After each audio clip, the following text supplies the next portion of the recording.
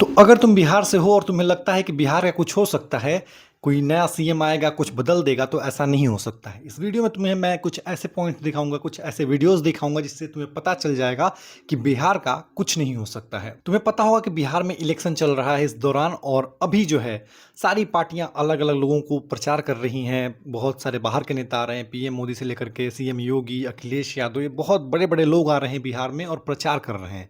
अपने अपने दल का सब लोग प्रचार प्रसार कर रहा है, कह रहा है कि हमको वोट दीजिए। लेकिन इस दौरान एक मोकामा में घटना होती है। आनंद सिंह का नाम आपने सुना होगा, और वो एक बाहुबली नेता है और उसने दुलारचंद यादव की हत्या कराई। और इसके बाद से सब लोग जानता है कि दुलारचंद यादव की हत्या जो है वो कैसे अनंत सिंह ने कराई है, और सबको पता है। और इस मामले में अनंत सिंह को 14 दिनों को हिरासत में भी डाल दिया गया है, जो कि ये कहानी जो फिलहाल बिहार में चल रही है। लेकिन इसी बीच अब तुम देखो कि अनंत सिंह जेल गया है, लेकिन जो सुशासन की बात करने वाले नीतीश कुमार हैं, उनकी पार्टी के ललन सिंह जो हैं वो मोकामा पहुंचते हैं, और इस दौरान वो जो है प्रचार प्रसार करते हैं। और सिर्फ ना ललन सिंह बल्कि बीजेपी की तरफ से सम्राट चौधरी भी इस पार्टी में शामिल होते हैं।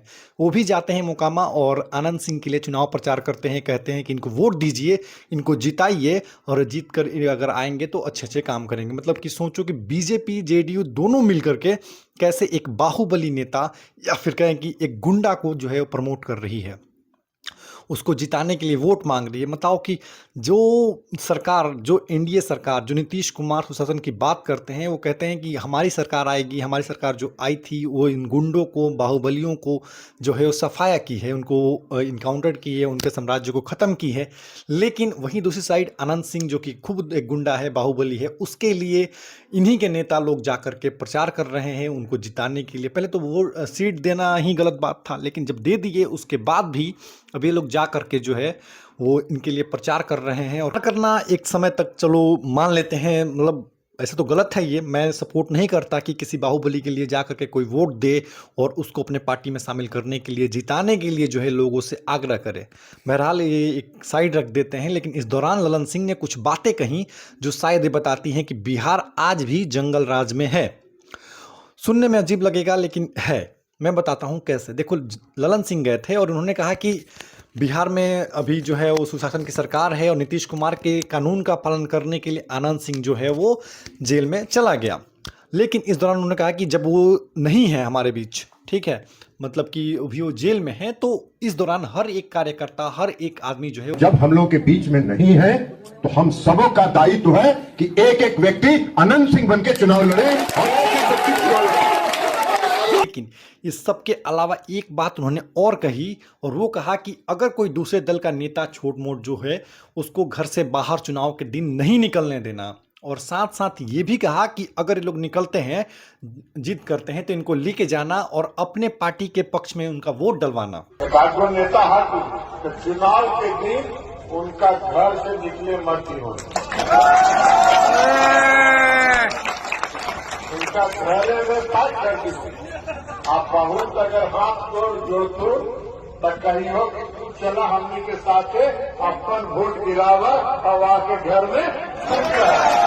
और अब ये सुनने के बाद भी अगर तुम्हें लगता है कि बिहार में जंगल राज नहीं है, वोट को कैप्चरिंग जो सुनी जाती थी पहले कि वोट कैप्चर हो जाता था, मतदाता जो वोट देते थे वो सिर्फ एक ही पक्ष को जाता था, तो वो तुम्हें आज 2025 में भी बिहार जंगल राज में ही दिखेगा। अब आते हैं दूसरे साइड पे। दूसरे साइड जहां महागठबंधन है, जिसमें लालू यादव की पार्टी है, कांग्रेस है, इन लोगों की बात करते हैं थोड़ा। और दानापुर सीट से एक आरजेडी के उम्मीदवार हैं, रीतलाल यादव उनका नाम है। वो भी एक बाहुबली और गुंडा टाइप का, रंगदारी मांगने के जुर्म में वो 2 साल के लिए जेल भी गए हैं। और इस दौरान अभी चुनाव से पहले जब उन्होंने फाइल करी थी, उसके बाद उनको जो है रंगदारी मांगने के जुर्म में जेल में भेजा गया। लेकिन इस दौरान अभी जो है लालू यादव उनके लिए, जो कि बिहार के पूर्व सीएम रह चुके हैं, वो जा करके उसके लिए प्रचार कर रहे हैं, कह रहे हैं कि इसको वोट दो और इसको जिताओ। मतलब सोचो कि क्या चल रहा है बिहार में, कि किसी गुंडा के लिए, किसी रंगदारी मांगने वालों की, ये भी नहीं कि सिर्फ आरोप है। आरोप की तो आरोप होती तो मतलब मैं वीडियोज़ ही नहीं बनाता। मतलब समझ लो तुम, ऐसा कि मैं तुमसे बोलता भी नहीं कि ये लोग गलत हैं, लेकिन ये लोग जेल में सज़ा काट रहे हैं। और रीतलाल यादव सज़ा काट रहा है दबंगई यानी कि रंगदारी के पैसे मांगने के लिए। लेकिन बावजूद इसके उसको जो है वो लोग जिताने के लिए जा रहे हैं, उसके लिए लोग जो हैं वो प्रचार कर रहे हैं। इवन पूर्व सीएम लालू यादव वो जा कर के उसको सत्ता का संरक्षण देने के लिए कोशिश कर रहे हैं। ये तो हाल है बिहार का। और लोग बोलते हैं कि इनको जाकर के तुम वोट दो और इनको जिताओ। मतलब ना एनडीए बीजेपी सही है ना आरजेडी सही है, दोनों ही अपने अपने लेवल पर अपने अपने बाहुबली नेताओं को जो है वो पकड़ के रखने के लिए, अपने सत्ता में काबिज करने के लिए या फिर उनके साथ सत्ता में बनाए रखने के लिए जुड़े हुए हैं। कोई ठीक नहीं है। दूसरी तरफ प्रशांत किशोर है जो शायद थोड़ा अच्छा कर रहे हैं, उनका एम अच्छा है, बट फिर भी लोग जो हैं वो वोट देने उनको नहीं जाने वाले हैं। मुझे मतलब मैं बता दे रहा हूँ तुमको कि बहुत गारंटी है कि लोग जो है प्रशांत किशोर को वोट नहीं देंगे। वो आरजेडी को देंगे, बीजेपी को देंगे, नीतीश कुमार की जेडीयू को देंगे, लेकिन प्रशांत किशोर को वोट नहीं देने वाले हैं, क्योंकि उनको पता है कि वो लोग अपने जाति के नाम पे, अपने पैसों के नाम पे, शराब के नाम पर इस पे पैसे देंगे, लेकिन ये कभी विकास के नाम पे, अपने बच्चों के नाम पे वोट नहीं दे सकते हैं। बाकी तुम्हारे क्या लगता है, क्या तुम्हें लगता है कि आज बिहार जंगल राज में है या नहीं है, या फिर तरीका थोड़ा सा बदल गया है? कमेंट करके बताना और मैं मिलता हूं तुमसे कल।